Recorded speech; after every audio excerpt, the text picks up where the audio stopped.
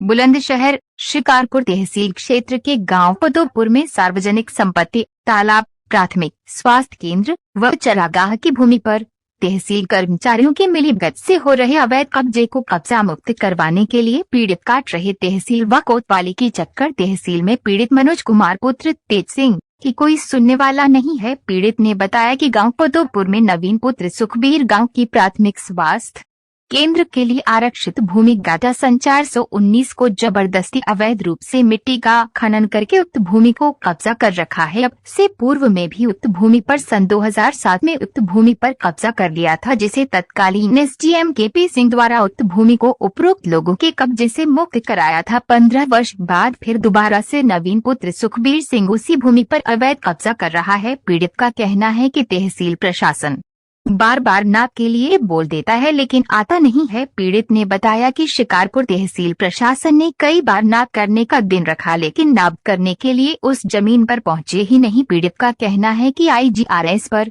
तहसील प्रशासन ने फर्जी रिपोर्ट और फर्जी साइन मारकर निस्तारण कर दिया गया है, लेकिन मौके पर कोई भी तहसील से पहुंचा ही नहीं। जब इस संबंध में बुलंदशहर ADM से जानकारी करनी चाहिए तो उन्होंने बताया कि गांव पदोपुर में एक जमीन का मामला चल रहा है, उस जमीन संबंधित प्रार्थना पत्र दे आए है। शिकारपुर SDM ने संयुक्त रूप से टीम बनाकर जल्द से जल्द जांच करने जाएंगे, जो भी होगा वह जांच के बाद ही पता चलेगा। शिकारपुर से ऋषु कुमार की रिपोर्ट। गाँव कुतुबपुर के मूल निवासी हैं और सभी जितने भी ये लोग हैं सभी ग्रामवासी हैं, मेरे साथी हैं ये, और बुजुर्ग लोग भी हैं।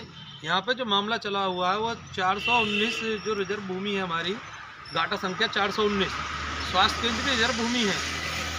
तो उसमें जो हमारे जो लेखपाल महोदय हैं बार बार रिपोर्ट फर्जी लगाते हैं, और अब भी RGIS के लिए जो रिपोर्ट लगाई है नकलों के लिए वो झूठी रिपोर्ट लगा दी लेखपाल महोदय ने, और फर्जी साइन करे हैं उस पर चमन सिंह के और ये एक राकेश जी, जो नाम लिखा हुआ राकेश जी और चमन सिंह के साइन करके ये दिखा दिया 30/11/2022 में ही कि हाँ जी हमने वहाँ पर नाप कर दी गई और सभी लोग संतुष्ट हैं।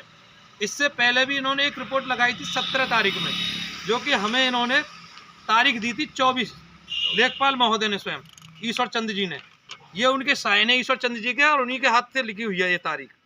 जबकि माननीय उपजिलाधिकारी महोदय के यहाँ से मुझे एक प्रार्थना पत्र प्राप्त हुआ था, उसमें 18 तारीख दे रखी थी नियत डेट, लेकिन 18 तारीख में ही रिपोर्ट लगा के उन्होंने कागजी कार्रवाई पहले कर देते हैं।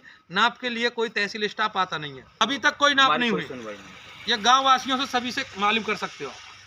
तहसील दिवस में दिया, ADM साहब आए थे, तो ADM साहब ने उस पर आदेश करे SDM साहब के लिए। SDM साहब ने क्या आदेश करे क्या नहीं हमको ये जानकारी नहीं, लेकिन तहसीलदार साहब ने जो बोला भरी उसमें ADM साहब की सभा में तहसील दिवस में, ये बोला कि 4 तारीख लगी हुई है। हमें 4 तारीख के बारे में कोई जानकारी नहीं दी गई और ना ही हम, लेकिन SDM तहसीलदार साहब के यहाँ से हम पे फ़ोन आया क्या 4 दिसंबर लगी हुई है ना आपकी, और हमने देखा वहाँ पे पूरा तहसील अभिलेख छनवा दिया।